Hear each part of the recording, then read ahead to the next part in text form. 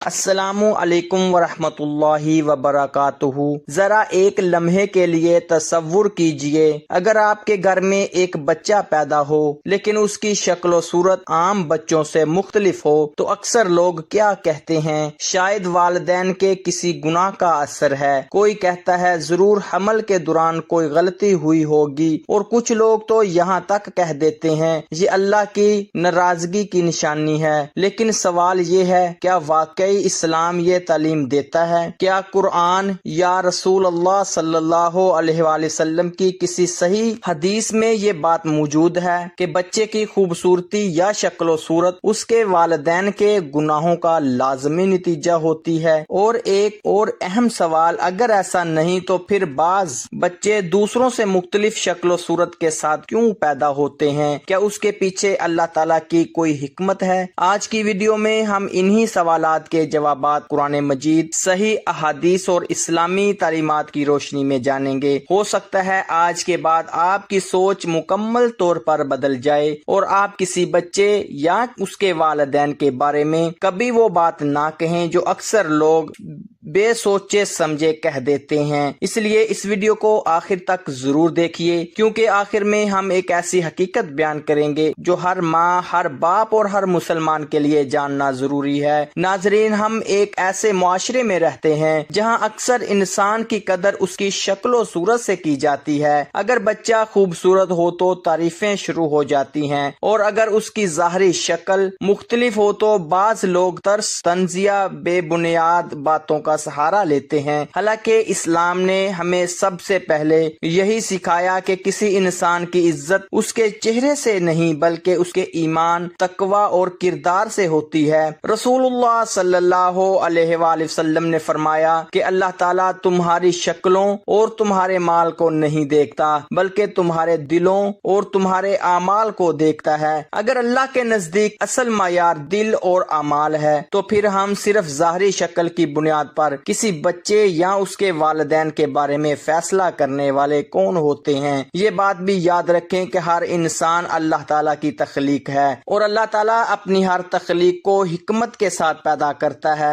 بعض لوگوں کو حسن عطا کرتا ہے، بعض کو غیر معمولی ذہانت، بعض کو بہترین اخلاق، بعض کو صبر، اور بعض کو ایسی آزمائش دیتا ہے جس کے بدلے میں بے شمار اجر عطا فرماتا ہے۔ لہٰذا کسی بچے کی ظاہری شکل کو اللہ کی ناراضگی یا والدین کے گناہوں کی سزا قرار دینا بغیر کسی شرعی دلیل کے ایک بہت بڑی غلطی ہے۔ اب آئیے اس سوال کا جواب براہ راست اسلام کی تعلیمات سے جاننے کی کوشش کرتے ہیں۔ سب سے پہلے ہمیں یہ سمجھنا ہوگا کہ اولاد اللہ تعالیٰ کی نعمت بھی ہے اور آزمائش بھی۔ قرآن کریم میں اللہ تعالیٰ فرماتا ہے کہ وہ جسے چاہتا ہے بیٹیاں عطا کرتا ہے، جسے چاہتا ہے بیٹے عطا کرتا ہے، جسے چاہتا ہے دونوں عطا کرتا ہے، اور جسے چاہتا ہے بے اولاد رکھتا ہے۔ اس سے معلوم ہوتا ہے کہ اولاد کا ہر معاملہ اللہ تعالیٰ کی حکمت کے تحت ہوتا ہے۔ اب ایک اہم سوال یہ پیدا ہوتا ہے کہ اگر کسی بچے کی شکل و صورت عام بچوں سے مختلف ہو تو کیا اس کے والدین کے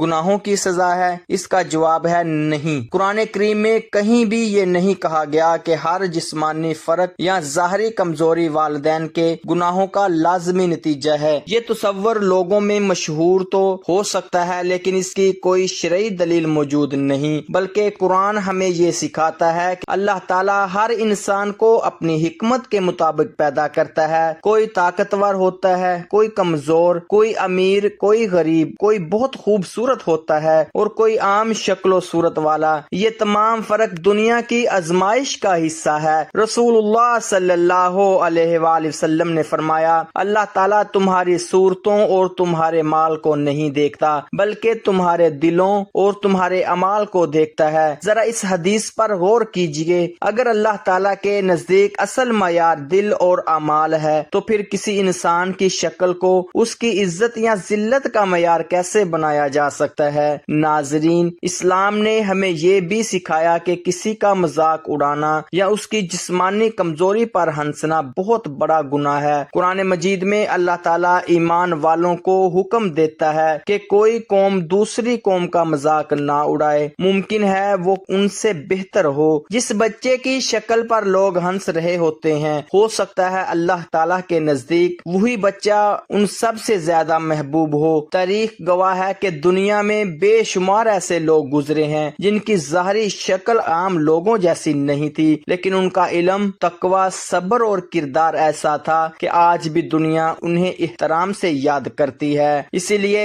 اسلام ہمیں ظاہری حسن سے زیادہ باطنی حسن کی تعلیم دیتا ہے۔ یہ بھی یاد رکھیں کہ دنیا ایک امتحان ہے، کسی کو حسن دے کر آزمایا جاتا ہے کہ وہ تکبر تو نہیں کرتا، اور کسی کو ظاہری آزمائش دے کر آزمایا جاتا ہے کہ وہ صبر کرتا ہے یا نہیں۔ دونوں صورتوں میں کامیابی صرف اس شخص کی ہے جو اللہ تعالیٰ کی رضا پر راضی رہے اور اپنے اعمال کو بہتر بنائے۔ تو پھر اصل سوال یہ نہیں کہ انسان کتنا خوبصورت ہے، اصل سوال یہ ہے کہ اللہ تعالیٰ کے نزدیک اس کا دل کتنا پاک ہے، اس کا ایمان کتنا مضبوط ہے اور اس کے اعمال کتنے اچھے ہیں۔ لیکن یہاں ایک اور سوال پیدا ہوتا ہے، اگر کسی بچے کی پیدائش ایک آزمائش ہے تو ایسے موقع پر والدین کو کیا کرنا چاہیے؟ کیا انبیاء اکرام علیہ السلام نے بھی ایسی آزمائشوں کا سامنا کیا اور ان کا طرز عمل کیا تھا؟ ناظرین، جب بھی آزمائش کی بات آتی تو سب سے پہلے ان ہستیوں کو یاد کرنا چاہیے جنہیں اللہ تعالیٰ نے پوری انسانیت کے لیے نمونہ بنایا، یعنی انبیاء اکرام علیہ السلام۔ اگر دنیا میں ظاہری خوبصورتی، طاقت، صحت یا مال ہی اللہ کی رضا کی علامت ہوتے تو سب سے زیادہ آرام دہ زندگی انبیاء اکرام علیہ السلام کی ہوتی،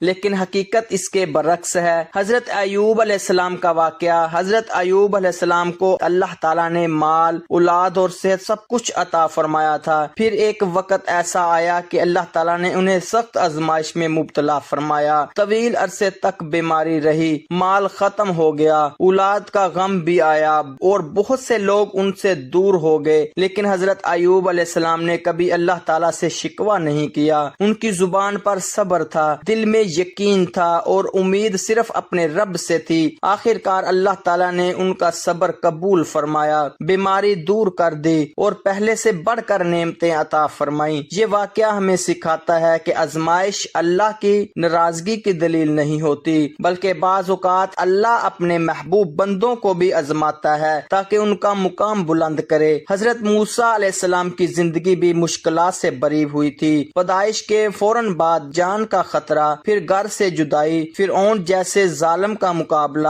اور بنی اسرائیل کی مسلسل نافرمانیاں۔ اس سب کے باوجود حضرت موسیٰ علیہ السلام نے اللہ تعالیٰ پر بھروسہ نہیں چھوڑا۔ جب سمندر سامنے تھا، فرعون کا لشکر پیچھے، لوگوں نے کہا اب تو ہم پکڑے گئے، لیکن حضرت موسیٰ علیہ السلام نے فرمایا ہرگز نہیں، بے شک میرا رب میرے ساتھ ہے، وہ ضرور میری رہنمائی فرمائے گا۔ یہ ایمان ہی تھا جس کے بعد اللہ تعالیٰ نے سمندر کو راستہ بنا دیا۔ اگر کسی گھر میں کوئی بچہ جسمانی کمزوری، مختلف شکل و صورت یا کسی پیدائشی مسئلے کے ساتھ پیدا ہو تو سب سے پہلے یہ یاد رکھنا چاہیے کہ یہ اللہ تعالیٰ کے علم اور حکمت سے ہوا ہے۔ ایسے بچے کو حقارت کی نظر سے دیکھنا، اس کا مذاق اڑانا یا اس کے والدین کو گناہ گار سمجھنا اسلامی تعلیمات کے خلاف ہے، بلکہ ایسے بچوں کے ساتھ محبت، شفقت اور عزت کا برتاؤ کرنا ایک مسلمان کی شان ہے۔ کبھی کبھی اللہ تعالیٰ ایک ایسے بچے کے ذریعے پورے خاندان کا امتحان لیتا ہے کہ وہ صبر کرتے ہیں یا نہیں، شکر کرتے ہیں یا نہیں، اور اللہ کے فیصلے پر راضی رہتے ہیں یا نہیں۔ ہو سکتا ہے جس بچے کو دنیا کم اہم سمجھے، اللہ تعالیٰ قیامت کے دن اسی کے صبر اور پاکیزگی کی وجہ سے اسے بہت بلند مقام عطا فرمائے۔ اس لیے کسی انسان کی قدر اس کے چہرے سے نہیں بلکہ اس کے ایمان، اخلاق اور اعمال سے کیجیے۔ اب ایک آخری اور نہایت اہم سوال باقی رہ جاتا ہے، اگر اللہ تعالیٰ ہر چیز حکمت کے ساتھ پیدا کرتا ہے تو والدین کو ایسے حالات میں کیا رویہ اختیار کرنا چاہیے، اور ہمیں دوسروں کے بچوں کے بارے میں کون سی باتیں ہرگز نہیں کہنی چاہیے؟ ناظرین، کسی بچے کی خوبصورتی یا شکل و صورت کو اللہ کی رضا یا ناراضگی کا معیار سمجھنا درست نہیں۔ یہ فیصلہ صرف اللہ تعالیٰ کے اختیار میں ہے کہ وہ کسے کس صورت میں پیدا فرمائے۔ ہمارا کام اللہ کے فیصلے پر راضی رہنا، اس کی حکمت پر یقین رکھنا اور ہر انسان کے ساتھ عزت اور شفقت کا برتاؤ کرنا کرنا ہے۔ اگر آپ کے گھر میں کوئی ایسا بچہ موجود ہے جس کی شکل و صورت عام بچوں سے مختلف ہے یا وہ کسی پیدائشی بیماری یا جسمانی کمزوری کا شکار ہے تو کبھی یہ نہ سوچیں کہ اللہ تعالیٰ نے آپ کو چھوڑ دیا ہے۔ ہو سکتا ہے یہی بچہ آپ کے لیے جنت کا ذریعہ بن جائے، ہو سکتا ہے اس کی خدمت، اس کے لیے کیا گیا صبر، اس کے لیے بہائے گئے آنسو اور اس کے حق میں کی گئی دعائیں اللہ تعالیٰ کے نزدیک اتنی محبوب ہوں کہ قیامت کے دن یہی اعمال آپ کی نجات کا سبب بن جائیں۔ اور اگر آپ ایسے کسی بچے کو کہیں دیکھیں تو اس پر ترس کھانے یا اس کا مذاق اڑانے کی بجائے اس کے لیے دعا کیجیے، اس کے والدین کی حوصلہ افزائی کیجیے اور انہیں یہ احساس دلائیے کہ اللہ تعالیٰ کی رحمت ہر حال میں ان کے ساتھ ہے۔ رسول اللہ صلی اللہ